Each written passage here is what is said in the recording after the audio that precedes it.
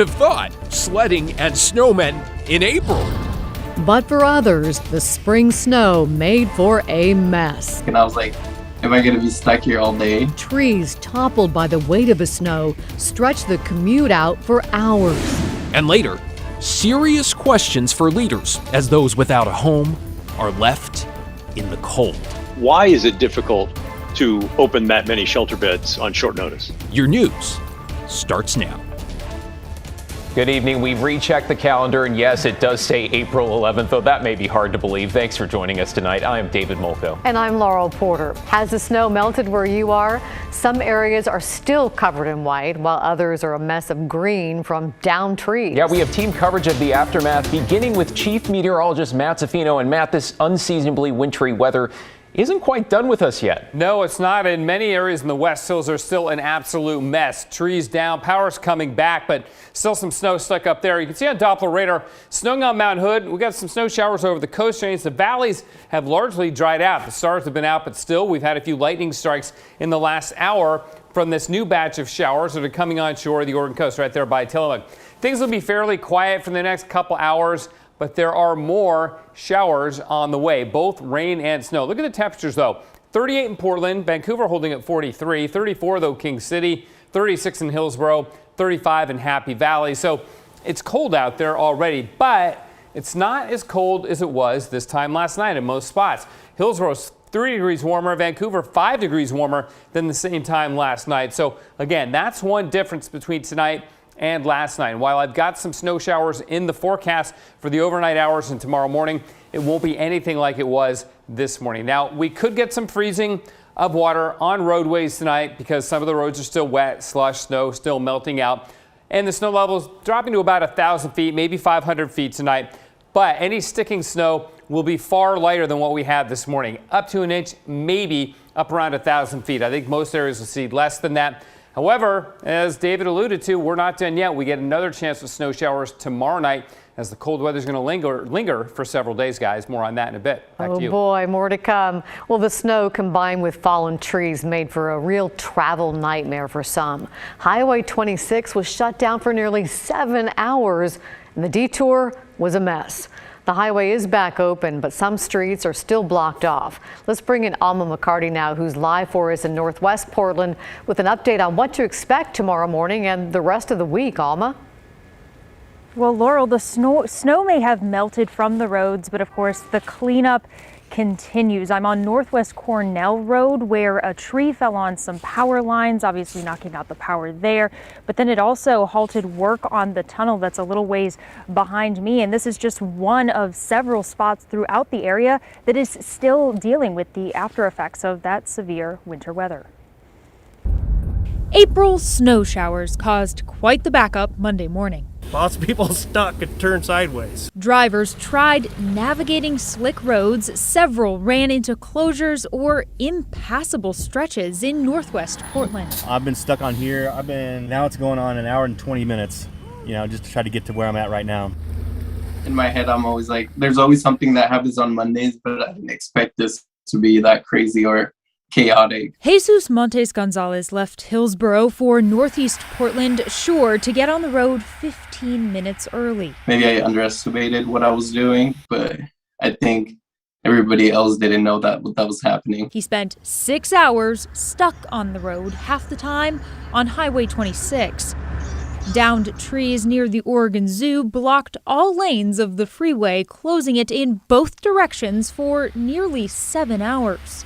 Jesus said he was rerouted to Skyline Boulevard, where he and dozens of other drivers were blocked by fallen trees and got stuck in the snow. Kind of scary, and it was a little bit unusual, especially almost mid-April, and you get to see this, so nobody was prepared. I wasn't prepared with change or anything. Though much of the snow melted by Monday afternoon, problems persist. More than 400 trees destroyed or partially fallen, affecting city streets across the city. PBOT spokesperson Dylan Rivera explains certain streets, parts of Burnside, Skyline, and Germantown, for example, could remain closed for several days. PBOT can't get in and clear the road of debris until the foresters have been able to clear the trees. The foresters can't get in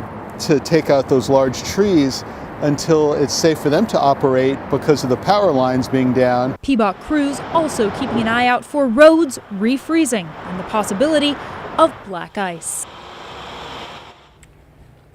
Now, Rivera tells me that there were about 20 city roads that were closed today at the height of all of this, and PBOT, of course, trying to get all of those open as soon as they possibly can. They said that they're going to have a better timeline on that reopening within the next 24 hours or so.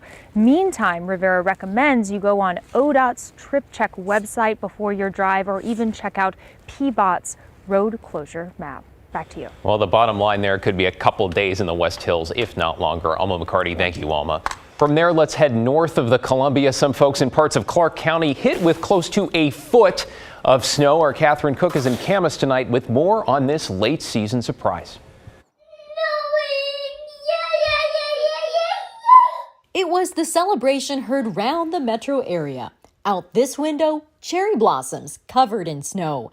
At this house, a tree decorated for Easter. Or was it Christmas?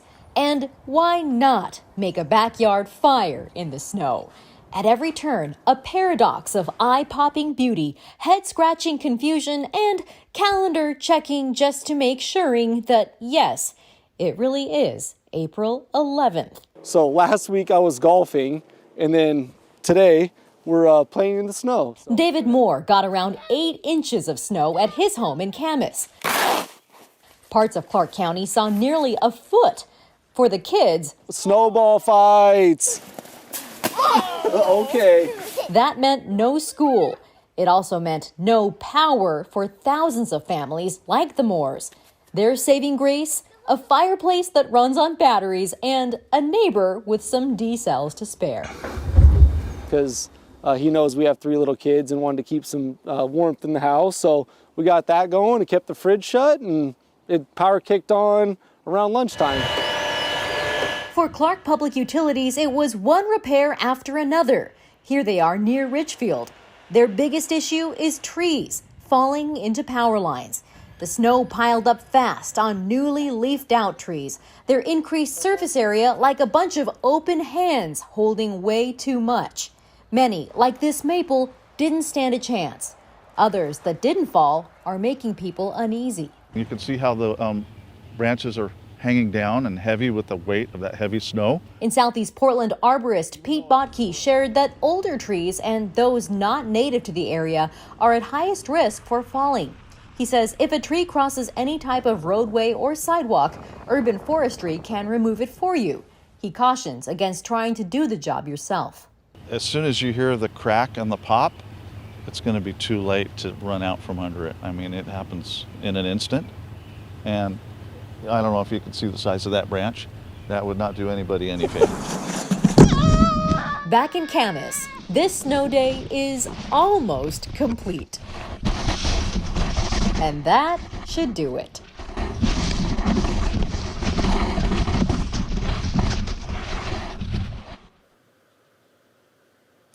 But most of us will likely remember this one for a long time. Boy, back live here in Camas, I want to get you up to date on those power outages. The latest numbers from Clark PUD says that, well, about 2,000 people or so are still waiting for power, but as you can see, they're working hard. Laurel, back to you. We will remember this for a long time. Thank you, Catherine. Speaking of power outages, hundreds of PGE customers are still without power tonight. At last check, more than 12,900 customers are still affected by the more than 900 outages. That is a significant drop from the peak of more than 67,000 customers who were without power earlier today. Only about 100 Pacific Power customers are still in the dark. You know, cold weather jackets and ski hats in the valley in April. Who would have thought? This snow, though, a welcome sight on Mount Hood. If you could get there, that is. Our ski resorts, including Meadows, hit with tons of fresh powder. 28 inches at Timberline, according to Matt Zafino a few moments ago. If you're headed up, remember we are back in winter driving conditions. A quick look at Trip Check, those traffic cams, they'll help you figure out what you need to know. Now, you might need a shovel, though, to dig your vehicle out, so prepare that way. And the folks at Meadows say definitely know your limits. These are the type of conditions that we tell everybody, you ride with a buddy and you keep them in sight. The beginner terrain even has some powder on it. I was talking to some of our lift crews at the top of our Easy Rider lift. There's waist deep snow. Better hope that's light powder instead of cement. Of course, this means Mount Hood Meadows is going to be able to operate until May 7th. Wow, Tragathon says Meadows was below snow averages headed into April. They're now going to exceed the average after this single storm here. We are also following a closure in eastern Oregon. Interstate 84 is closed both east and westbound from near Pendleton to the Idaho border. Multiple semi trucks have spun out. They're blocking the lanes. There's no estimate for reopening. Make sure to check TripCheck. It looks like a mess out there. TripCheck.com for the latest closures. Those failures cascading as the weather moves east. Okay, usually when we're talking about snow and freezing temperatures, we report on emergency warming shelters opening up their doors. But at least in Multnomah County, none are open tonight, and they weren't last night either. Earlier on the story, our Pat Doris asked a simple question. Why?